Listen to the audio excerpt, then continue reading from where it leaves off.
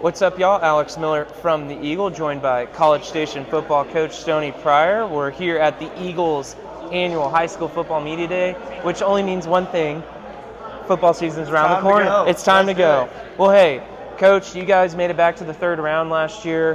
What are some of the expectations for this Cougar team coming into 2024? So, Alex, we've really been blessed in having some great teams throughout the history of our program, and it's fantastic that we made it to the third round last year. But really, we have an expectation that we're going to be a playoff team, that we're going to perform well in the playoffs. Obviously, the goal is to go all the way till Christmas, but having that expectation and that standard of we want to be consistently good week in and week out and put ourselves in a position to win some playoff games as well. Is it kind of hard to believe that this program's about to enter its second decade as a varsity program? It's flown by. Yeah. It's great looking. Coach Vittrup does the countdown each year with the clips from previous seasons and just recalling some of those great moments that got us to the starting point that we're at today. Those things in the past, those first 10 years, don't necessarily win us games now, but they certainly put us in a good position, built the foundation for us to springboard off of into the next decade. Well, looking at this year's Cougar team, where do you see are maybe some of the strengths on offense and defense, and maybe some areas that you guys are trying to improve on throughout preseason practice? Absolutely. So just looking at the depth chart, going from last year to this year, lots of the offense is coming back. We're losing some offensive linemen. Of course, we lost guys throughout the program, but we have a good, solid number of offensive returners, and especially at the skill positions. And so, I think we've got some versatility in our offensive guys. We've got some receivers that can come down and play in the box, as well as stand-up wideouts. We've got a fantastic backfield. We've got several running backs that can really do a solid job back there. So I think offensively we feel pretty good about the possibilities. Obviously we've got to produce once we get in pads. On the defensive side of things, we have several returners coming back, but we graduated a good number of guys off the defensive side. And so making sure that we can get those guys experience, we put ourselves through the ringer in our non-district schedule to give them the practice and the trial by fire to start out the year. One guy that's going to be stepping in as a new starter is Cade Corcoran, your quarterback, taking over for Arrington Maiden. He's got a lot of experience though as a backup.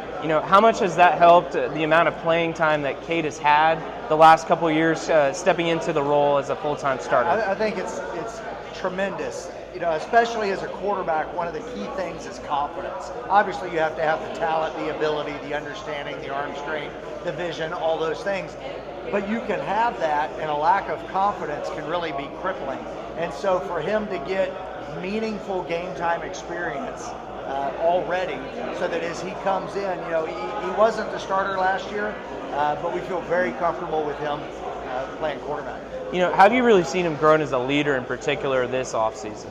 Yeah, he is a leader. He's a different kind of quarterback than Arrington was. But as far as motivating the guys, taking charge, and really upholding the standard of what we want for excellence, he knows how to get guys to perform. And he's such a competitor that he's easy to follow on the field because he's the kind of guy you want competing for you. How are you seeing things on each side of the line kind of shaping up on offense and defense? Sure. The trick with that is I think we had a really good spring, but all we get to do in the spring is go against each other. So going against each other, things were promising. How that's going to translate into going against other people, that's what we've got to find out. But we got some great practice in pads in the spring, and the way our rules work now, where we're allowed to actually do some football stuff, non-contact, non-padded stuff in the summer, but a lot of teaching time with those young guys on both sides of the ball to really make sure they understand the schemes. In the secondary, you got Braylon Wortham coming back. Sounds like he's moved to safety over the offseason. How have you seen him kind of settle in that role and kind of the pieces that are going to be built around him in that unit? Sure. So, Braylon coming in last year, he's a very good athlete, but it was a different system, a different scheme, and he had quite a bit of stuff to learn.